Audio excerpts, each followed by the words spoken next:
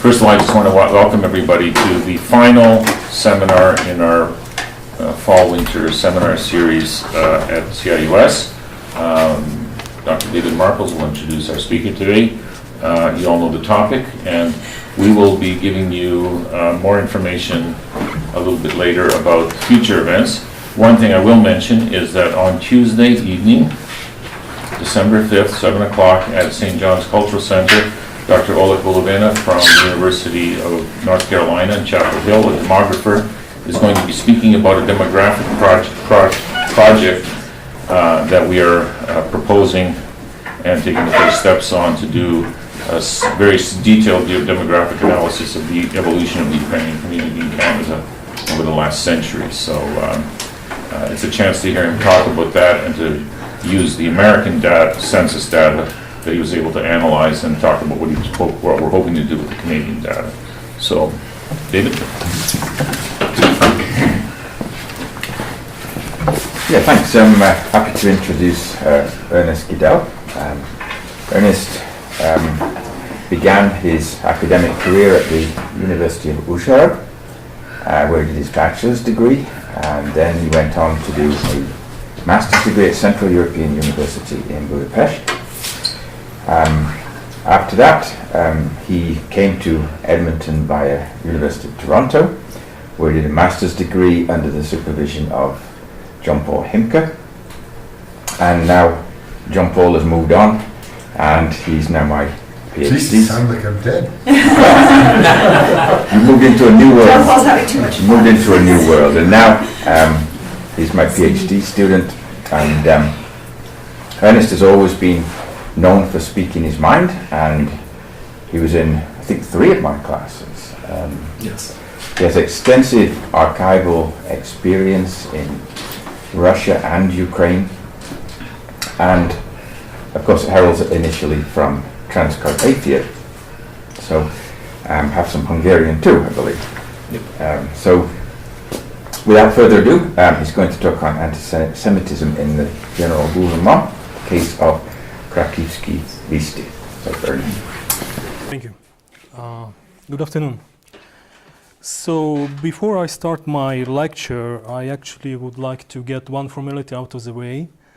Since the lecture is videotaped and it will be posted online, it's very easy with modern technology just to take a snippet from anybody speaking on a variety of topics and portray himself or portray him or her as some sort of xenophobe. So this is a necessary formality. This lecture will present anti-Semitic content. I could not find a way in which I could talk about anti-Semitism without talking about anti-Semitism.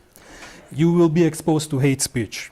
This will be done for research purposes only. This lecture in no way, either directly or indirectly, is aimed at supporting, promoting, or spreading message of ethnic prejudice and or racial hatred. So this formality is out of the way. So yesterday when I finished writing my slides and my explanatory notes, I found myself in a rather precarious situation. I wrote 22 slides and 15 pages of explanation. Obviously, if I would just spend 3 minutes just on one slide, that would take me 66 minutes in my presentation. Naturally, I cannot do that. So what I'm going to do for some slides, I will just blitz through, like Hitler through Belgium. And on more interesting slides, I will stop and will explain. So on the state of historiography, my main point is that when it comes to World War II history, and specifically of Ukrainian life under German occupation in the general government, very little studies have been done on this specific subject, with one exception, episode of the Waffen SS Division Galician, which is relatively well studied. In Ukrainian historiography of Western Ukrainian life under German occupation reminds to a certain degree a crooked mirror, in which we have more has been written and more is known about certain leaders of OUN and UPA than about the whole Ukrainian life under the general government. Now, I'm not trying to marginalize or to say that UNUPA were peripheral in life of Western Ukrainians during World War II under German occupation, because that would imply that it actually played a role. If you compare sources with historiography, it's very easy to see that for majority of Ukrainians who lived under German occupation and general government, OUN power is simply non-existent. And at the best, they heard only rumors about them. The situation, of course, changed after 1944 and in 1945 when the Red Army came in this region.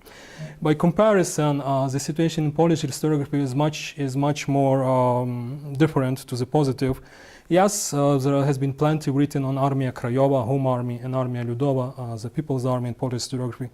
Yet they have quite substantial studies done about the Polish life under German occupation.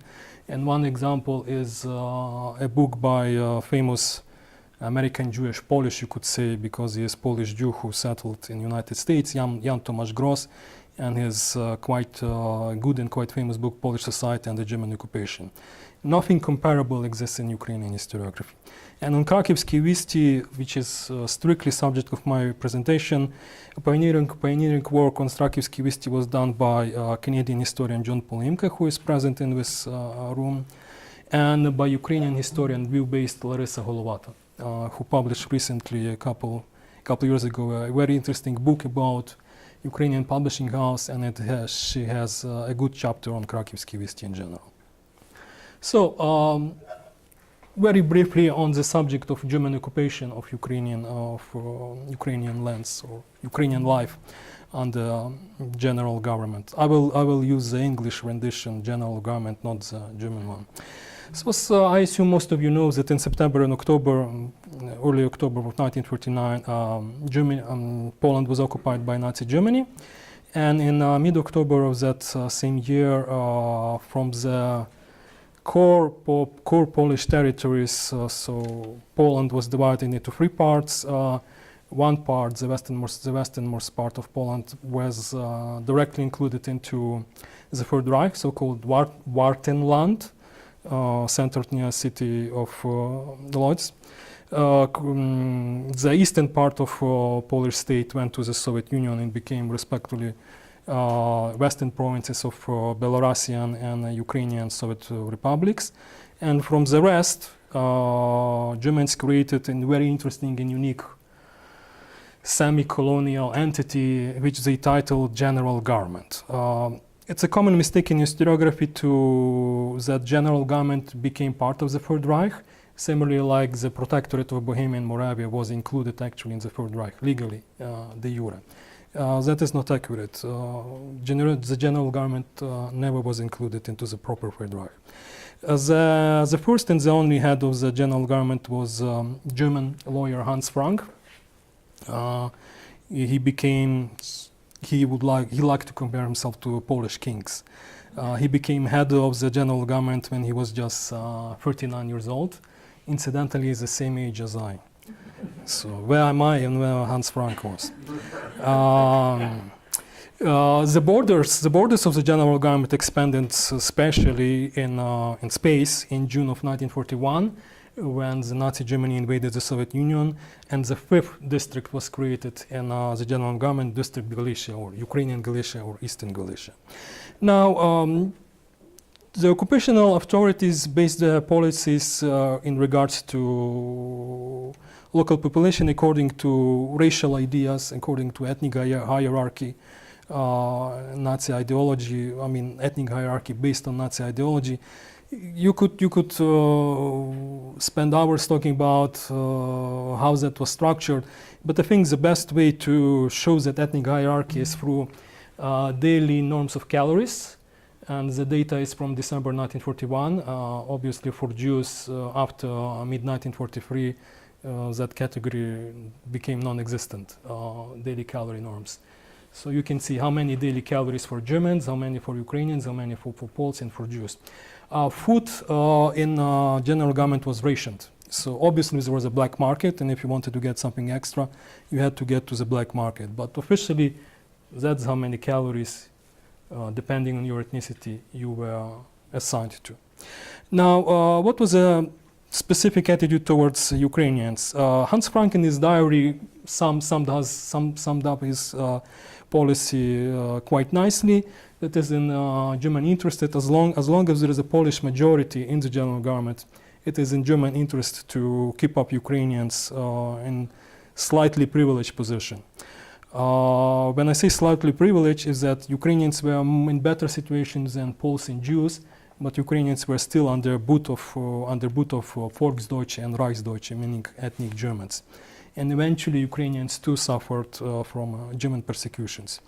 Now the general government is primarily known as a major Holocaust site and death camps where at least 3 million of Polish Jews were exterminated.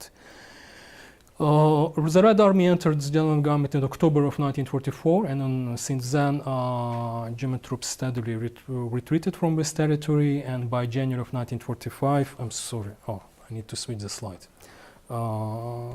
And by January of 1945, all of the Polish territory was liberated by the Red Army from the Nazi occupation.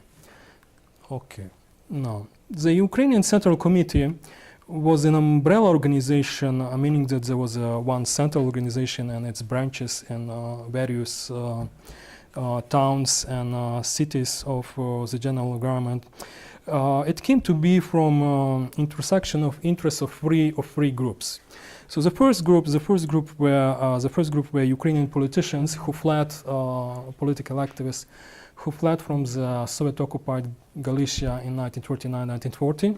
The second group were OUN Melnikites, or what later became known as Melnikites. At that time, OUN was not yet split. And the third group, perhaps the decisive group, were the German sympathizers to Ukrainian cause, of which civil administration of the general government had quite a few. So when all of those three groups got together, they decided that Ukrainian population of the general government will require an organ, some sort of institution which will represent them and advocate on their behalf towards German occupational authorities. And the result of that negotiation was creation of the Ukrainian Central Committee. Similar organizations were created for Poles and Jews. However, unlike Polish and Jewish committees, the extent of authority, the extent of power which Ukrainian committee had over its ethnic population was on levels much higher. So essentially you could, in some of Galician towns, you could basically spend all of occupational years without ever encountering anyone in non-Ukrainian. Your local head of town was Ukrainian, your policeman was Ukrainian, your postman was Ukrainian, merchants were Ukrainian, and so on and so on. For many Ukrainians, this was for the first time a near experience of what is to live in their own state. Now, the head of the Ukrainian Central Committee, and the first and the only head, became famous Ukrainian geographer and scholar Volodymyr Kubijovich, who probably more known for his Encyclopedia of Ukrainoznavstva, Encyclopedia of Ukraine. Kubijovich, quite unlike some members of OUN, of band right wing, which had illusions that Germans will allow, or it will be possible to negotiate creation of some sort of Ukrainian state under German wings. Kubijovich quite quickly realized that it will be impossible, that the Germans will not allow creation of anything. However, that didn't mean that Ukrainians cannot work towards that goal. And Kubijovich prepared quite ambitious program of Ukrainian national development. Primarily he was interested in raising intellectual, educational, and economic, meaning material well-being of Ukrainian population under his rule. Now, for purposes of intellectual and educational development, he envisioned a very interesting and very expanding publication program, for which he founded Ukrainskie Видавництво, Ukrainian Publishing House. Technically, legally, he was the owner of Ukrainskie Видавництво, because out of the 20 shares of the publishing house, 13 belonged to him personally as private citizen, not as the head of Ukrainian Central Committee. And the business of publishing was quite profitable. So by end of World War II, Kubijovich was actually a wealthy man. The press officially is, and the date when it was created is on the slide. The press on which this publishing house was created and used throughout the world belonged previously, before the war, to the Polish Jewish newspaper Nowy Dziennik, New Daily. And in the media attention which surrounded figure of grandfather of Chrystia Freeland's, Mikhailo Chomyak, who was second editor-in-chief of Krakivs'Ki Visti, there was a lot of factual inaccuracies, but one of them is that this press was gifted or was given by German occupational authorities to the Ukrainian Central Committee. That is factually inaccurate. Central Committee had to buy this press, so the primary profit for this press went into German hands, not into Ukrainian ones. Another point in Kubijovich program of elevating Ukrainians was an Eden national newspaper, similar to newspaper Dilo did, which perhaps is one of the most famous Ukrainian newspapers. Dilo ceased to publish on September 6th. The last issue of Dilo appeared on September 6, 1939, when the Red Army occupied Lviv. Most of the Dilo staff ended up, however, in the general government, so that's why they were invited by Kubijovich to continue with newspaper, which became known as Krakivs'Ki Visti. So the first editor-in-chief of Krakivs'Ki Visti was Boris Levitsky, a member of OUN. Later on, he joined the Banderite wing of OUN. He did not serve for long, only for 3 weeks, and he was replaced by Mikhailo Chomyak, by his deputy, who served till the end of the newspaper. And the first issue of the newspaper appeared on January 7th, 1940, and the last on April 4th, 1945. Altogether, 1,406 issues of the newspaper appeared, and beginning from mid-1940, the newspaper appeared in daily and weekly editions. Now, the three primary blocks of the newspaper were war, articles about World War II, politics, articles about current political matters, and culture, articles about the history and culture and language of Ukrainians. The editorial staff had to report to two bosses, to the Ukrainian Central Committee and to German occupational authorities, and each of them had a different agenda. The guidelines which the Ukrainian Central Committee set out for the newspaper, actually we have the document. It's in Mikhailo Chomyak's archive here at Provisional Archives in Edmonton, and the document plainly stated that the Ukrainian nationalism is primary and should be the only ideology of Krakivs'Ki Visti. Those guidelines prepared by Ukrainian Central Committee said not a word about Jews, Poles, Russians, or Soviets. Now, throughout its history, Krakivs'Ki Visti managed to attract basically anyone who was important in Ukrainian intellectual life at that time, anyone who has some basic understanding or some basic knowledge of Ukrainian history or culture will recognize those names. I'm not going to read them because time is precious. All right, so still about the hateful content in the newspaper, which I termed School of Hate. In the same manner as you can teach political correctness and safe spaces and other similar stuff, in the same manner you can put your population through indoctrination and hate. So I divide three groups in this hateful content which appeared in Krakivs'Ki Visti. First group, the largest group, was anti-Soviet or anti-Russian articles. Both Germans and people who wrote for Krakivs'Ki Visti did not see any distinction between Soviet and Russian, so that's why they're in the same group. Articles against Poles were the second numerous, and articles against Jews were the third group and the least numerous. The anti-Semitic content per se, I again divide into three groups too. First of all, the articles which were republished directly translated or summarized from the Axis press, from German, Italian or Bulgarian press, anti-Semitic articles which were directly commissioned by the occupational authorities, and anti-Semitic articles which were submitted by Ukrainian authors without any sort of solicitation, meaning they were submitted purely in their own will. Now, to put, I will focus on the Krakivs'Ki Visti, but just one more thing for the contest. Krakivs'Ki Visti were actually not the most toxic anti-Semitic newspaper in the general government. The most toxic anti-Semitic newspaper in the general government was Lvivsky Visti, which appeared from 1941 till 1944. By anti-Semitism in my lecture, I will mean, and when I was writing this, that's why you could say that's why I found so many articles, because by anti-Semitism I mean a wide range of negative stereotypes about Jews, beginning from a very simple prejudice, sometimes in Ukrainian, pobutovy anti-Semitism, everyday anti-Semitism, to murderous racial hatred. So that's a very wide net. So the anti-Semitism which was republished from the Axis Press. So I will just list 3 articles. Obviously, I cannot list bibliography of 100 articles. I listed them just so you can guess from the titles themselves in what direction those articles were written.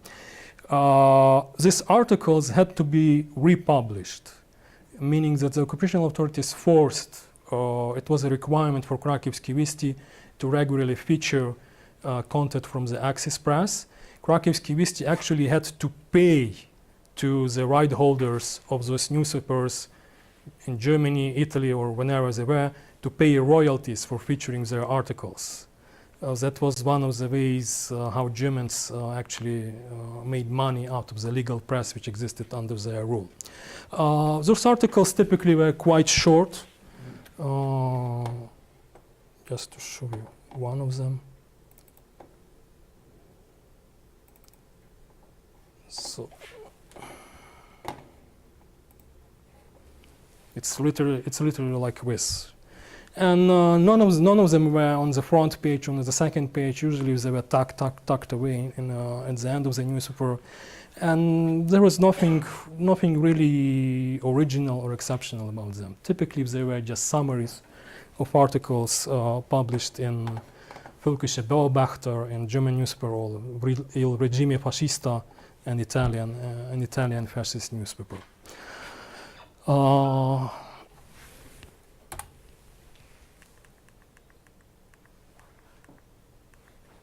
Now, in the summer of 1943, German occupational authorities ordered Krakivs'Ki Visti, besides regularly featuring anti-Semitic content from Axis Press, to publish their own originally written articles to contribute to the anti-Semitism. Now, the orchestration of the campaign is presented well in John Paul Himka's article, published in Journal of Ukrainian Studies. I'm not going to parrot him. The article is quite short, 15 pages. If you want it, it's available online on PDF in many different places. Very easy to find. I encourage, if you are interested, I encourage you to look into it. Dr. Himka, however, he focuses on the orchestration of the campaign, but he did not pay much attention to the content of those articles, for which I am very grateful, because it gives me an opportunity to actually contribute something original. The timing of this campaign was rather curious.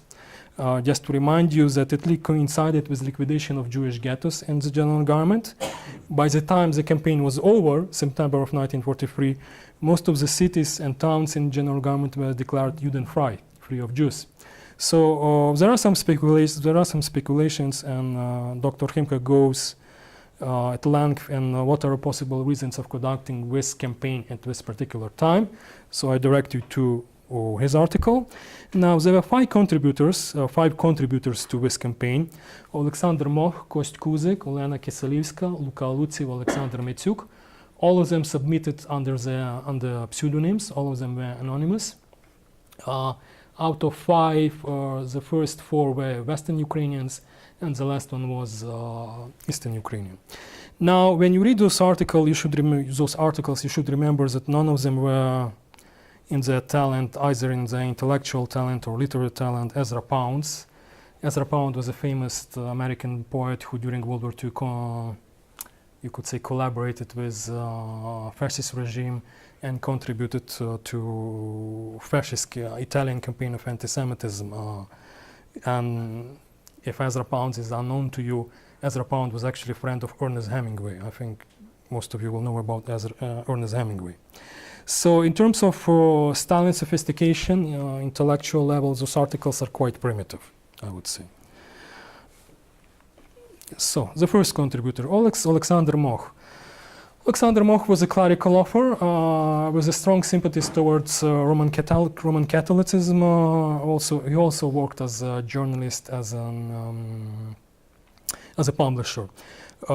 At the time when Alexander Moch was actually writing those articles, or article in series of articles, he was actually employed by Ukrainskie Видавництво, so he was employed by Ukrainian Central Committee. His contribution was the first one and was the least original. He wrote a series of 9 articles. So you have Ukrainian titles and you have translation into English of those titles. Essentially, his article was a compilation of long quotations from Italian, French, British, and German anti-Semitic writings, portraying Jews as an anti-European and anti-Christian force seeking global domination through economy, financial capitalism primarily, or ideology, liberalism and Bolshevism. The only interesting moment in so if you know history of anti-Semitism well, there is nothing original here. What was, however, original and quite interesting is that when Moch was writing about the protocols of the Elders of Zion, in his opinion, even if the protocols are a fake document, they are still quite important for understanding the Jewish issue or the Jewish problem, because even if they are fake, they are still quite accurate. That's what he wrote. The second author, Luca Luciv.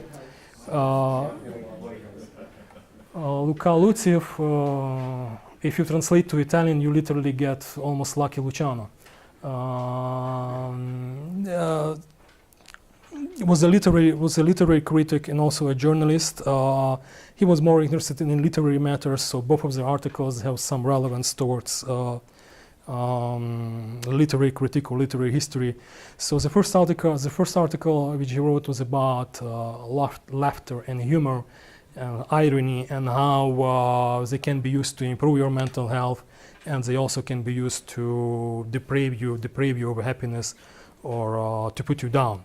And in his opinion, many Jews, very smart people in his opinion, use irony, humor, laughter to make fun of virtues. And he lists those virtues such as religion. By religion he meant Christianity and not any other religion.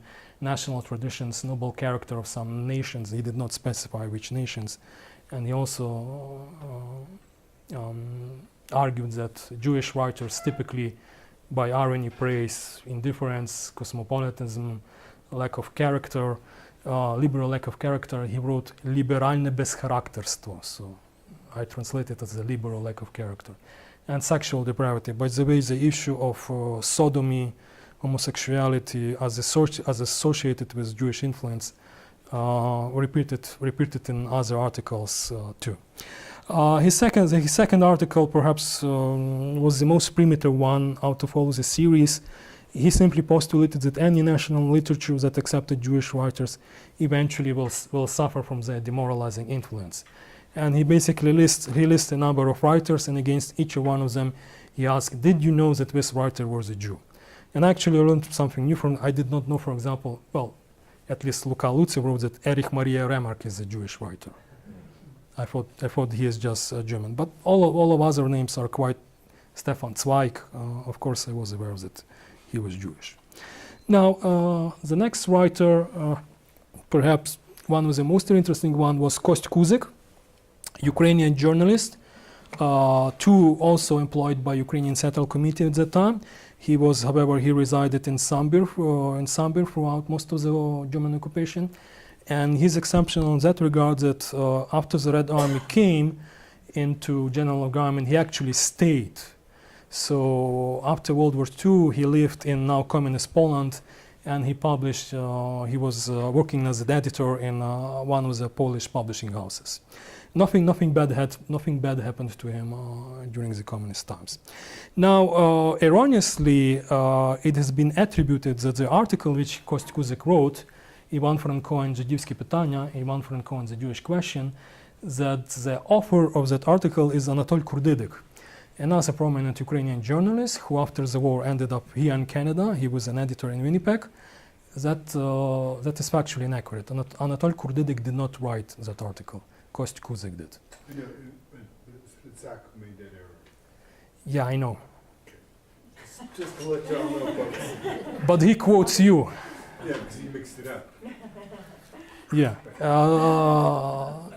John Paul refers to a very good biography of Ivan Franko written by Yaroslav Hrycak, in which Yaroslav Hrycak attributes the article to Anatol Kurdydyk, and the footnote refers to Dr. Simka article. That is factually inaccurate. Anatol Kurdydyk, he wrote a piece, but not this piece. Now, Kuzek's article is actually well written compared to others, and he starts with a very simple question. He asking, is this reputation which Ivan Franko earned in socialist circles of or Ukrainian liberal circles of being Żydophile, Jewish sympathizer, Jewphile, I don't know if it's an English word, Jewphile, but nonetheless it's there. And he looks at 3 articles of Ivan Franko published in 1880s. None of those articles originally appeared in Ukrainian. 2 of them originally appeared in German, 1 appeared in Polish. And he quotes those articles at length. I looked at those articles and the quotes, and the quotes are accurate. So he quotes Franko. He doesn't take out of the context. And he argues that on the basis of those 3 articles, this repetition of Franko of Jewish sympathizer is not valid, and that Franko had a more nuanced position and in some regard was even anti-Semite. Or in Kuzek's words, he looked at Jews realistically. Now, the second article which Kuzek wrote dealt specifically with Boyko region, Boykivщина, and he asked, in his own words, the question which has been asked for decades: how come Ukrainians are always so poor, despite they live on lands which are so rich with natural resources? And his answer, it is because of Jews.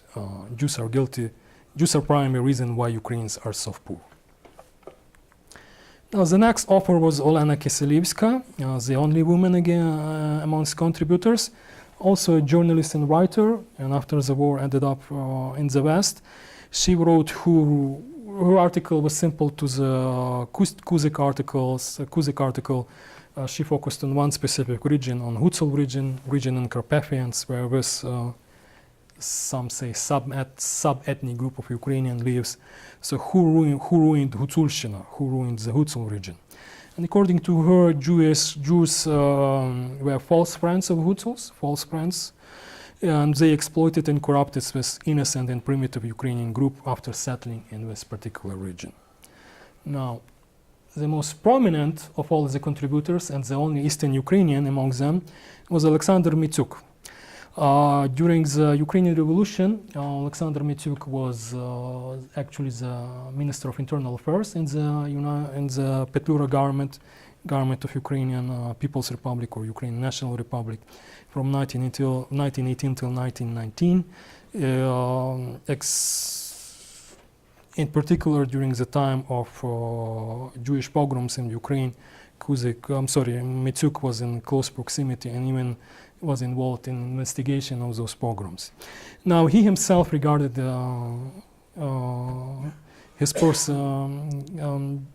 regarded himself as a leading expert on the Ukrainian Jews and wrote extensively under his real name, Alexander Mityuk, in the 1930s. Some of those articles were for the OUN journal Rozbudowa Nacja, Development of Nation, Building a Nation, something like that.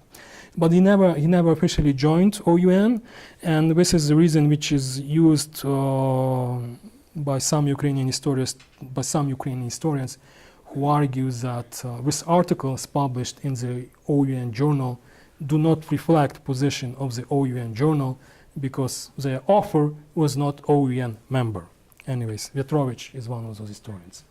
Now, Mitsuk wrote wrote an article without any fancy title. He just titled it "Jews in Ukraine." It was one series of articles in 6 parts. The narrative is continuous, and there is not much original or not much exceptional in this series. The primary theme of the articles is that Jews exploited Ukrainian peasants beginning from the 17th till the end of the 19th century. The only interesting part of Mitsuk's articles is his argument that the first generation of Ukrainian nationalists, people like Drahomanov, Podolensky, Pavlik, and Nawrotsky, were actually closet he doesn't use the word closet, it's my phrasing, were closet anti-Semites, is that they openly wrote against Jewish exploitation because, or had open anti-Jewish feelings because they were against any sort of exploitation. So that's the most original part of Mitsuk's articles. Now, besides the articles which appeared, there are articles which were rejected. Alexander Moch, the first contributor, wrote an article specifically dealing with Ukrainian Jews. The series which he published dealt with Jews as a universal theme. But he wrote an article specifically dealing with Ukrainian Jews. That article was rejected. Anatol Kurtidek also wrote and contributed an article. That article in Western was rejected by editor of Krakivs'Ki Visti, not by Mikhailo Komyak, but his assistant, his deputy, Marian Kozak, who wrote that the article was too unsophisticated to publish. So you can only imagine what was there. Were invited to contribute to this campaign, but declined Stepan Baran, quite famous UNDO political figure, UNDO, Українське національно-демократичне об'єднання, yes, I think об'єднання, Ukrainian National Democratic Alliance, a coalition of democratic parties in the interwar Galicia, and Stepan Baran was the prominent leader of that political alliance. He was the only Western Ukrainian who declined. And Yuri Lepa, poet-writer, Evgen Malyanuk, poet-writer, and Levko Lukasevich. Levko Lukasevich was not neither poet or writer. He was a member of Petlurite immigration, meaning those Ukrainian immigrants who came into Poland after 1920, after the Polish-Soviet War. All 3 of them were Western Ukrainians. So the last part of my presentation is those articles which were unsolicited, meaning that they are submitted by willing Ukrainian authors without any sort of order, without any sort of encouragement. Now, first of all, in those articles which were published, which had anti-Polish sentiment or anti-Soviet or anti-Russian sentiment, Jews were quite often mentioned as an auxiliary force, or I don't know, auxiliary hand or some sort of auxiliary factor in service of Poles or Soviets or Russians against Ukrainians. So Jews were in service, Jews helped enemies of Ukraine or enemies of Ukrainians. During the interwar period, specifically during the interwar period, many Jews, especially urban Jews, were by the fact of being carriers of Polish culture, of Polish civilization or sense of Polish national presence, by the very fact of that Polishhood, they were enemies. And most of those articles appeared in 1940. After the German invasion of Soviet Union, after June of 1941, anti-Polish articles did not disappear completely, but they went down significantly. Now, with regards to the Soviets and Russians, Jews were portrayed as enemies of Ukrainians because they figured in the famine, Soviet purges during the 1930s, Soviet rule in Western Galicia in 1949-41, and Soviet crimes in June of 1941 when many of Ukrainian prisoners in Soviet jail in Lviv and other Galician towns were murdered. And last but not least, the Jews were seen as enemies of Ukrainians just because they were Jews, just because of their Jewishness. Now, I don't know if I have time But I prepared one case study for just one specific author. So those articles were quite numerous. I cannot give you an exact number, but I catalog them, and my catalog so far has reached 31 pages, and on each of the pages I have from 5 to 8 authors. So you can do the math, how many of those unsolicited articles were unsolicited anti-Semitic articles were published in Krakivs'Ki Visti. One of the articles actually stands out, and that article by Vasil Grenzhadonsky, Na vlastnych silach, to rely on our own strength. This is, to the best of my knowledge, this is the only anti-Semitic article which was published under author's real name. So Vasil Grenzhadonsky did not disguise, did not hide behind the pseudonym. He published it under his own real name. His figure is quite interesting. He did not, he acquired anti-Semitism, I would say, in a disturbing way. What I mean by that he was not indoctrinated into anti-Semitism by reading anti-Semitic literature or meeting anti-Semitic ideologies. In the late 1920s and the early 1930s, Grenzhadonsky, he was a Transcarpathian writer. He traveled from Transcarpathia and he traveled through rural areas of Transcarpathia. In many of those villages, he saw pictures of how Jews and Russians, Ukrainians of Transcarpathia, live in the same environment, and this did not turn him into a hardcore anti-Semite, but pushed him into this direction. By the end of the 1930s, however, he had already strongly manifested anti-Jewish views, and he established, by his education, he was he received a financial education. Most of his adult life, he worked as a banker. So he understood economy as a zero-sum game, meaning if there is Russian and there is a Jew, and there is only 200 korunas, Czechoslovak korunas, to divide between them. If a Jewish guy receives 100, then it's 100 less towards Ukrainian benefit, towards Russian benefit. So he started to associate it, he established a causal link between destitute economic situation of Russians and Jewish presence in region of Transcarpathia, which is quite evident through how he described those villages in which Jews lived and those villages in which Jews did not live. So, for example, he describes one village with Jews, and how local Russians are poor, dressed in very poor clothes. The best houses in the village and the best lands near village are in Jewish hands. And right next to it, he describes a Ukrainian village, Russian village without Jews, and that village is one of the most prosperous villages which he saw in Transcarpathia. And so in his article, he made a very simple argument, and very straightforward argument, that under no circumstances Jews should be allowed to engage in any economic activity in Ukraine liberated from the Soviets. He was writing about, his article was about Soviet Ukraine, which at that time, August of 1941, was being conquered by German army.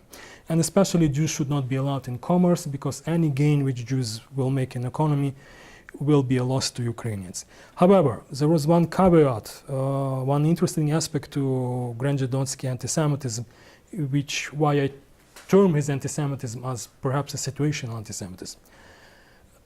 If Jews were working in Ukrainian interests, especially cultural interests, if Jews were contributing to Ukrainian culture, then Grenzhadonsky was actually of quite positive opinion about them.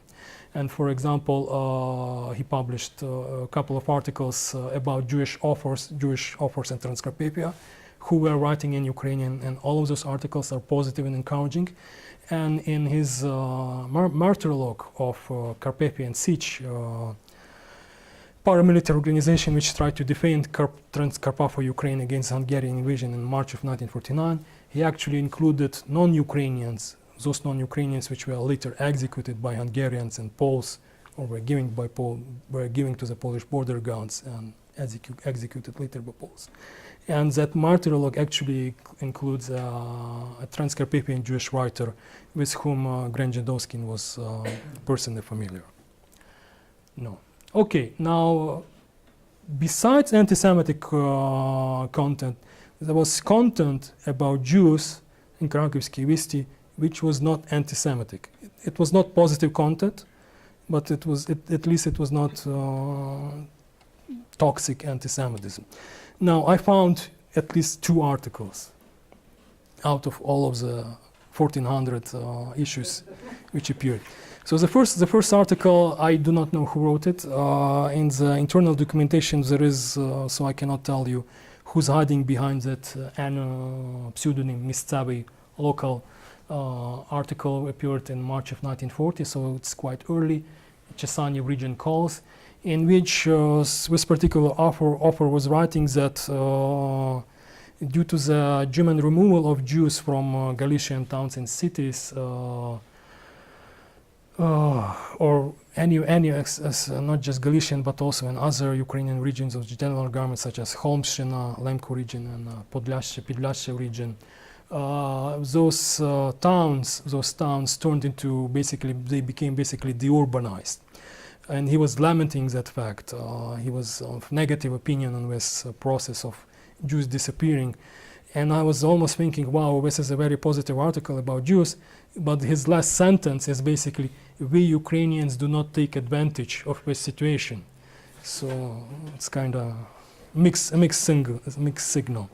Now, the second article was written by Ivan Kedrin, a very famous Ukrainian journalist, who himself, by the way, was half Jewish. His mother was Jewish. Also published quite early in 1940. And it's a long series of articles, and later on, it's the same year it appeared as a book, and it was published in the newspaper in 18 parts. And one of those parts dealt with the interwar Polish regime politics against its ethnic minorities. So he wrote about Jews, Germans, Ukrainians, Belarusians, and so on and so on. And in his opinion, the interwar Polish regime treated Jews much worse than it treated Ukrainians. Why? Because from the point of view of the Polish far right, which were quite influential in the Polish interwar regime in the 1930s, Ukrainians still could be accepted. If a Ukrainian changed his or her national identity, became a Ukrainian perekenchik, a turncoat, then he or she would be accepted into Polish nation. The same rule did not apply. Jews did not have that option. It doesn't matter how immersed in the Polish culture you were. If you were a Jew, for the Polish far right, you are always a Jew. And my final remarks. No leading Ukrainian intellectuals or members of cultural figures or members of the intelligentsia were amongst contributors to the anti-Semitic articles. Most of the contributors in the 1943 campaign, 4 out of 5 were Western Ukrainians. Both commission articles and articles which were submitted on the author's own will did not reference Hitler, Rosenberg, or any other Nazi ideologies. As a matter of fact, at least on surface, I could not detect any presence of Nazi version of anti-Semitism, that is of murderous racial hatred. The anti-Semitism of the Ukrainian authors in the Krakivs'Ki Visti did not appeal to the Nazi racial ideology. With nuance, I believe, is not trivial. Primary themes of all articles submitted by Ukrainian authors were Jewish exploitation and corruption, and by corruption they meant both in terms of economy and in terms of morals of Ukrainian population, mainly peasants. There was one thing which I expected to find, if not in the majority of articles, and at least some of them, it's a reference to the Jewish pogroms which took part in Ukraine, 81, 1905, and 1918. However, I couldn't find a single article which made reference to those pogroms. So it's quite interesting. I don't know why. Thank you. Sorry it took so long.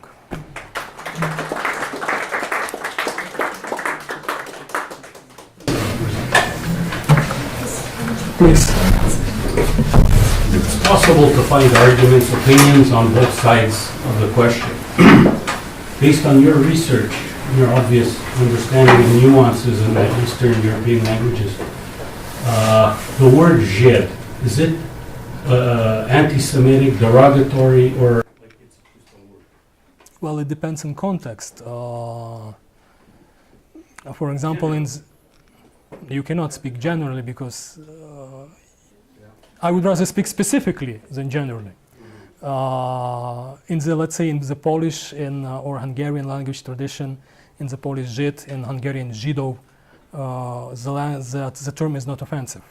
In Western Ukraine, in my own region, Transcarpathia, we, for example, we use term Żyd, and that is not used in offensive manner.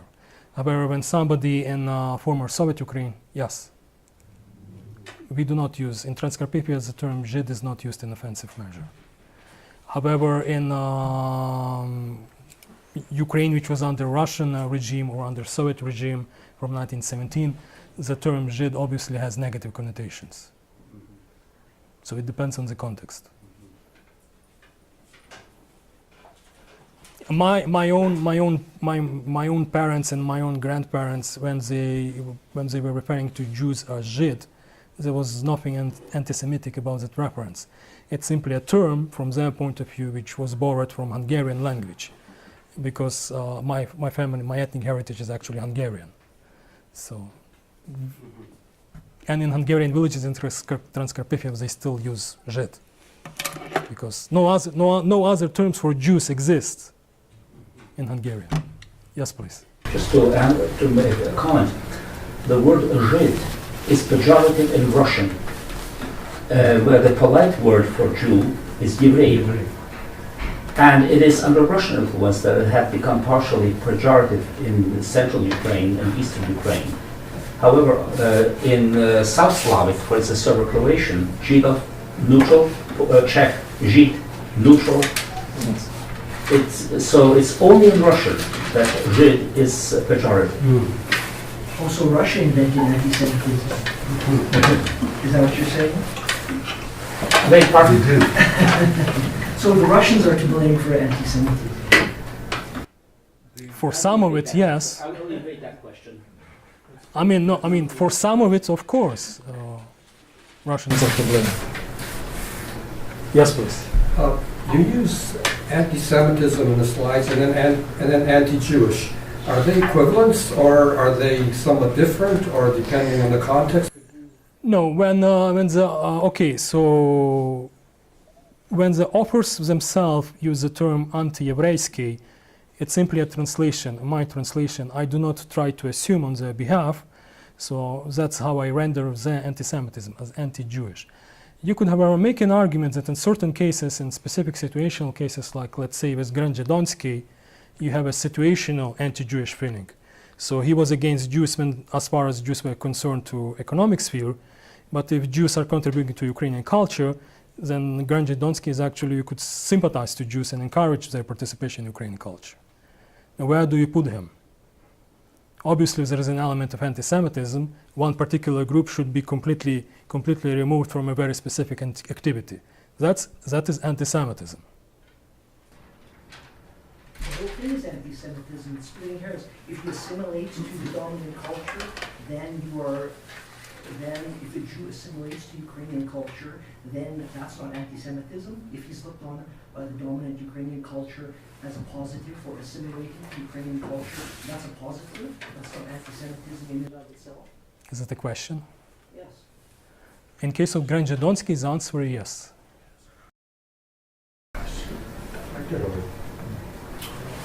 I got a comment here. You know, for some reason everybody mentioned Žid as something derogatory, right? But also if you take in the context, you know, which words were used. For example, one article refers not Žid, but Židova in Moskva. Židova in Moskva. They refer from Krakivs'Ki Visti. Or sometimes they refer to the Jewish kids as Žideniata, which is the same language as you would use, for example, for the frogs, you know.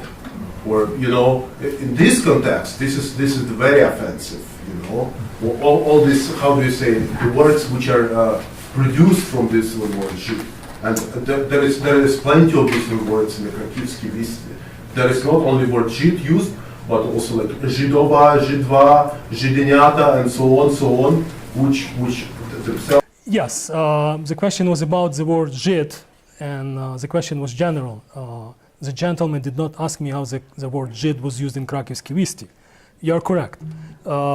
Such derivatives from the word Žid, like you mentioned, Žid, even something like there is a similar word in Ukrainian liquid, Židkei, and there was actually a game of words with Židkei and Židkuvati.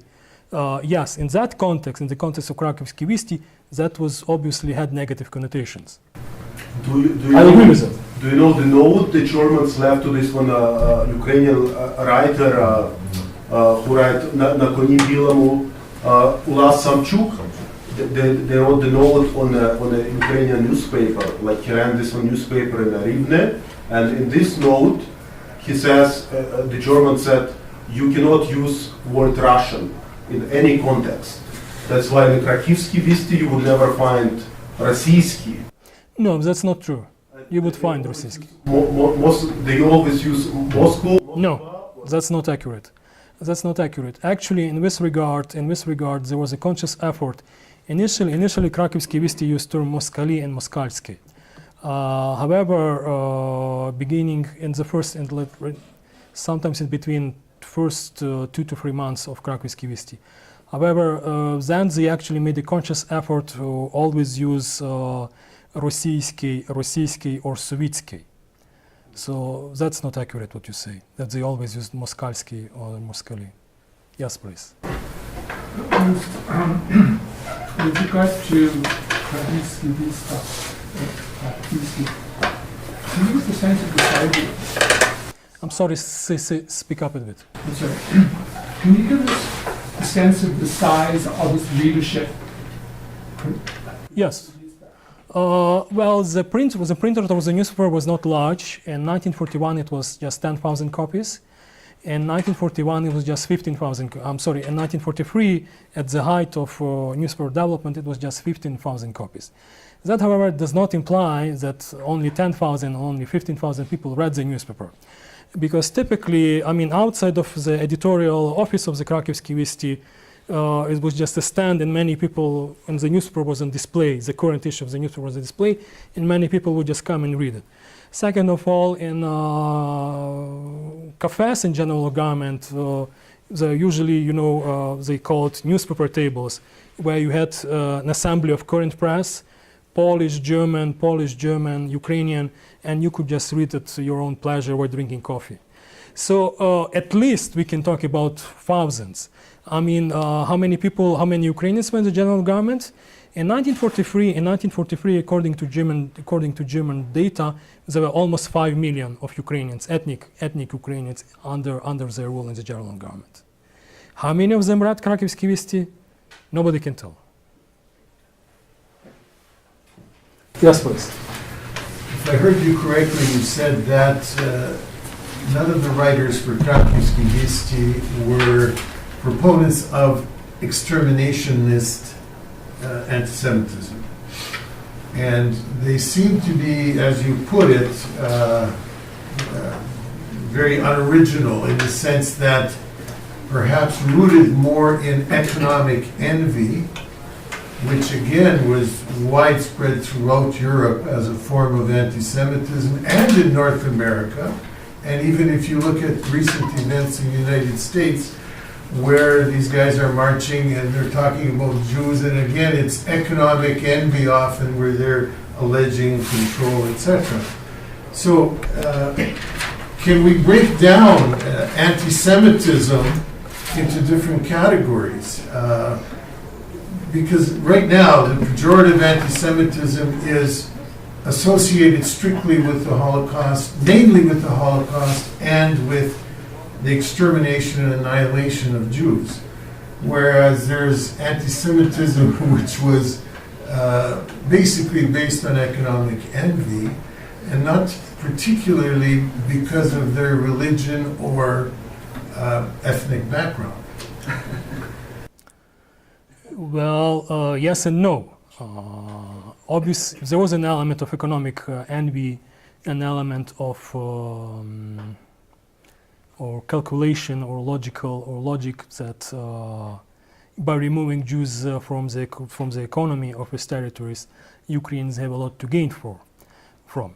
But I think I demonstrated quite convincingly that for many authors, for many I put only Granja when it comes to the authors which contribute on their own will. I put out only Vasily Granja-Donsky. But even amongst the articles which were commissioned by occupational authorities, Luca Luciu has nothing to say about economy. His anti-Jewish argument and Semitic argument is purely in the field of literature. Kost Kuzik, the first article, the second article, yes, about economy. But the first article is not about economy. The first article is about Christian morals. So it's not that black and white, I would say, or it's not that simple. Yes, please. Over the 5 years or whatever of Krakivs'Ki Visti, what was their revenue model? Well, initially they were subsidized by the Ukrainian Central Committee, so at least in the first year the newspaper was not profitable, and in the last year the newspaper was not profitable because in the last year the newspaper had to be evacuated from Cracow to Vienna and was published actually in Vienna, not in Cracow. However, during 1942 and 1943 the newspaper was profitable. The newspaper was actually making money. Primary revenue was for advertisements. Yes. The last page of the newspaper was just purely advertisements, and they were bringing on quite substantial sum of money. Yes, Did please. the Jewish business community advertising? Plenty. He's actually quite accurate. Most of the advertisements which appeared on the last page of newspaper of Krakivs'Ki Visti were former Jewish businesses. And typically the advertisement read, firm, let's say, I just give one example. Firm of Yakov Gross, a Jewish businessman, under Ukrainian commissariat, під Українською комісарською управою. So those were Jewish businesses which were Aryanized, you could say. However, the Ukrainian press at that time in Krakivs'Ki Visti, they did not use the term Aryanized or Aryanization. They used the term віджидівлення, de-Jewification. So those de-Jewified businesses or businesses which were taken from the Jews, actually yes, those were the businesses which put out the most of the advertisement. After those businesses, if you have more question, the next item was actually Polish cinema theaters. So it's Polish films were advertised in Krakivs'Ki Visti.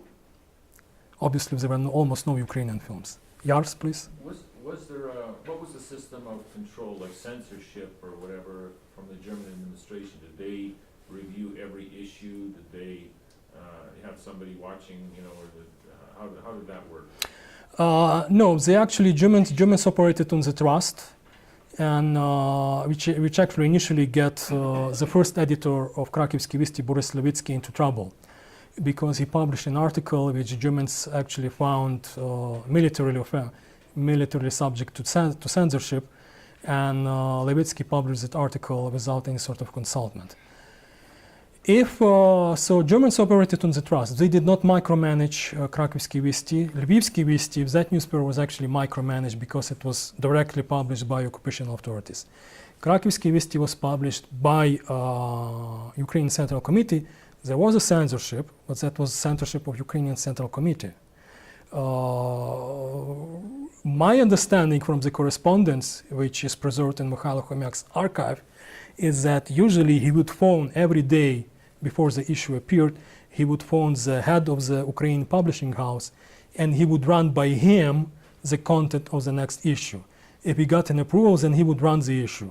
If the head of the Ukrainian publishing house had some question, then Khomyak would phone to the press office of German occupational authorities, and then he would run that issue by them. But in general, there was no micromanagement. They actually operated on trust. Yes, in your slides, you I guess made a point of pointing out that 4 out of 5 of the writers of anti-Semitic articles were from Western Ukraine and 1 from Eastern Ukraine. Yes. Or you made a point of studying that. Can you, well, Cracow is quite far removed geographically from Western Ukraine, yes. Central Eastern Ukraine.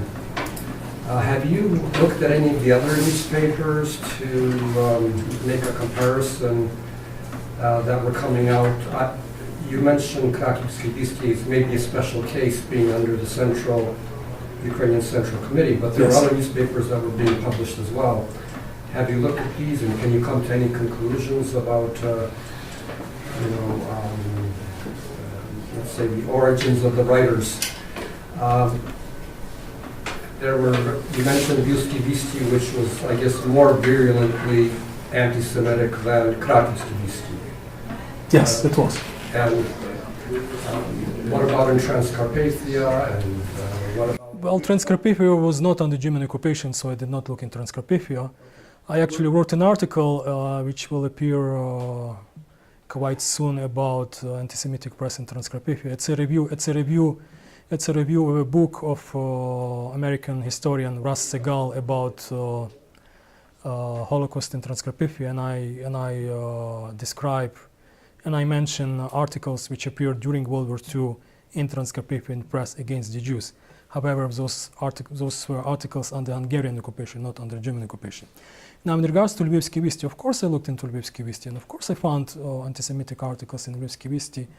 But with Krakivs'Ki Visti, the archive of the Krakivs'Ki Visti is here in Edmonton, and you can look and you can establish, and most of the authors which I quoted, well, all of them practically, with few exceptions, John Paul Himka verified pseudonyms, and he found out who were hiding behind those pseudonyms. Articles in Lvivsky Visti were too published and anonymously. The archive of Lvivsky Visti does not exist. We cannot tell, I cannot tell, nobody can tell who wrote them. We can maybe guess that who wrote them. So I cannot tell you how many of the authors who wrote for Lvivsky Visti were Galicians and how many were from Central Ukraine, or how many were Bukovinians, or how many Transcarpathians. We cannot tell. I guess as a follow-up question, the Krakivs'Ki Visti is just one newspaper. Yes. What about competition? Was there any other Ukrainian newspaper being peddled or sold in Krakow, or what sort of competition did Krakivs'Ki Visti present with Lvivsky Visti, for instance, or from was it widely distributed outside of Krakow? Yes, especially, well, thanks due to the Kubijovich program of elevating Ukrainians, both intellectual and education, in trying to reach as much Ukrainians as possible, Krakivs'Ki Visti was distributed from Vichy France on one hand till Harbin in China, city of Harbin in China. Yes. As a matter of fact, amongst readers who wrote to the editors of Krakivs'Ki Visti, there was one very interesting Ukrainian individual who ended up in China after 1920, and he specifically requested possibilities that he would from China send Lipton tea to Cracow, and they would send him Krakivs'Ki Visti in exchange. Because when Krakivs'Ki Visti were reaching China, its price, the price of one issue was astronomical in his words. So he proposed a barter in exchange. Within Cracow itself, no, Krakivs'Ki Visti was out of competition. Outside of that, so was anything else to your question about Lvivsky Visti? I wouldn't say that Lvivsky Visti were competition to Krakivs'Ki Visti in what sense? Krakivs'Ki Visti was much better funded than Lvivsky Visti. Krakivs'Ki Visti out of all of the sphere, out of all of the lands occupied by Germans, Krakivs'Ki Visti paid the highest rate per article. So Krakivs'Ki Visti till its inception, till the last days in Cracow, never had lack of contributors. It actually was quite cherry picking, because the rate which they paid for an article, typically on average 600 zloty per piece. To give you in comparison, so you can draw some kind of, so you can have some sort of a scale. Typically, in 1942, 1943, to live one day, to have enough food for one day, you had to spend 50 zloty. So one article could feed you for 10 days. And even people, I'm sorry? No, I did not calculate, a scale of calories to zloty. I'm sorry, I did not go that far. So typically, even Ukrainian emigres from Protectorate Bohemia, Moravia, preferred to submit their articles to Krakivs'Ki Visti first, and only if they were rejected, then to submit to Ukrainian press in Bohemia and Moravia. And people even from Berlin tried to submit articles first to Krakivs'Ki Visti, and only then to the press, Ukrainian press in Berlin. In Berlin, they actually had two Ukrainian newspapers per Berlin, per one city.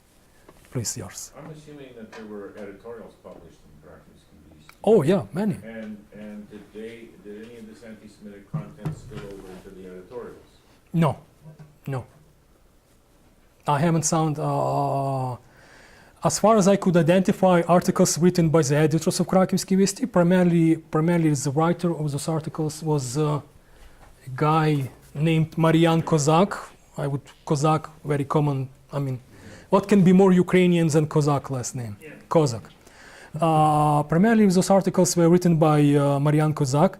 There are traces of paying homage or recognizing greatness of Nazi Germany and Nazi ideology, but specifically on anti-Semitic content, no, nothing.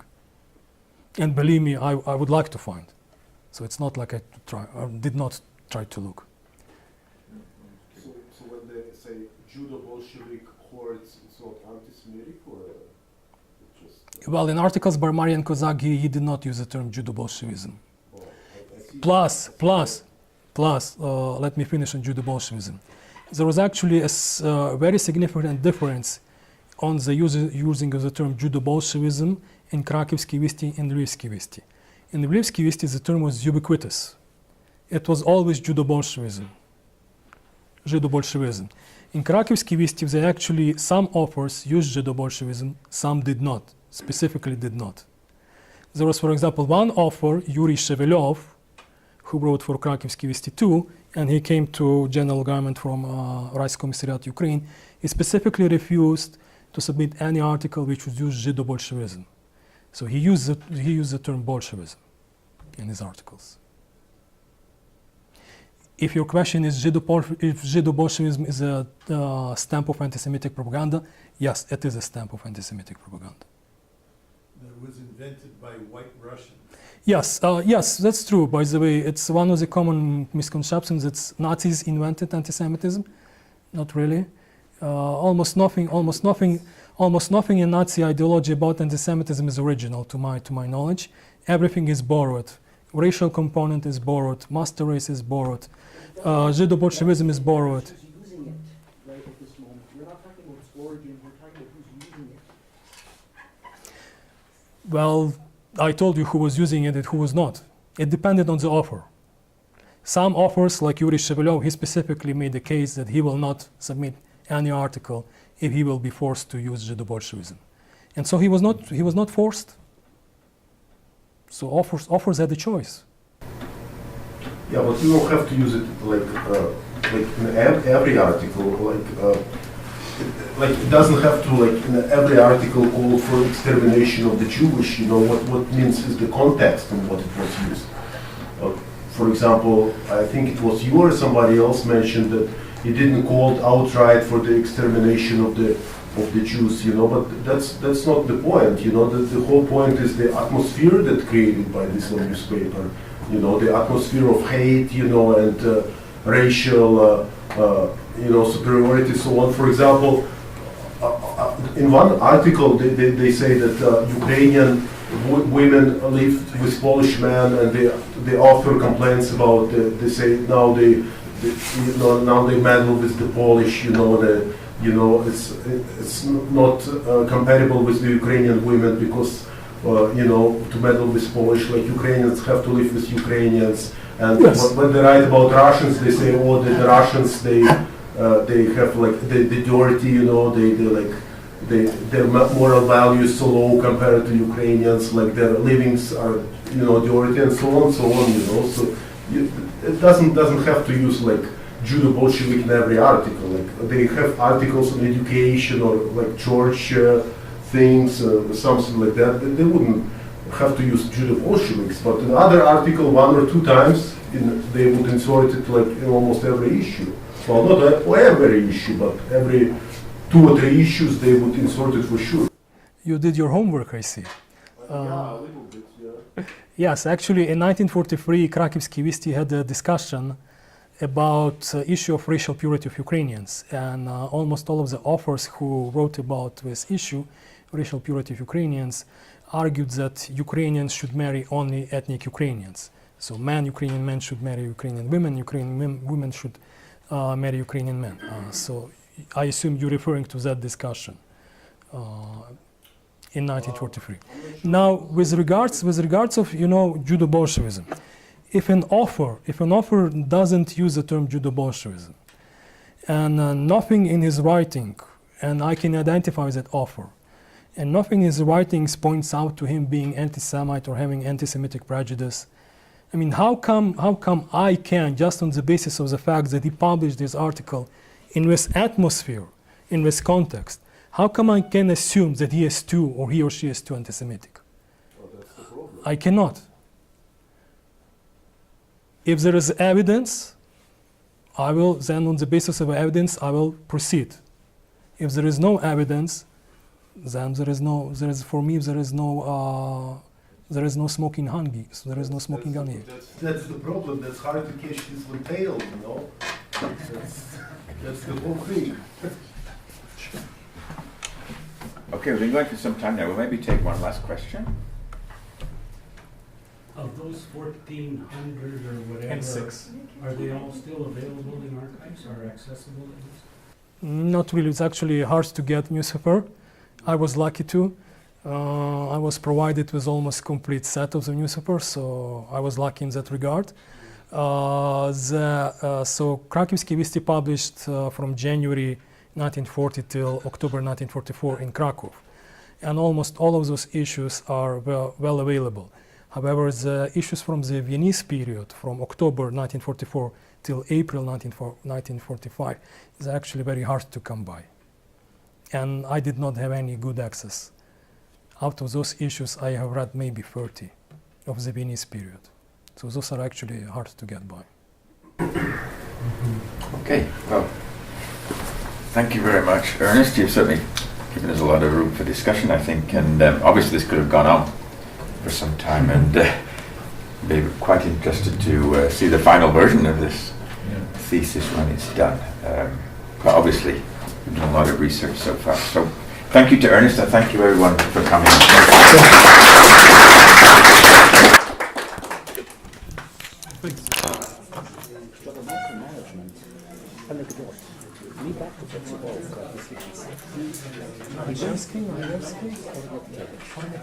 Aha.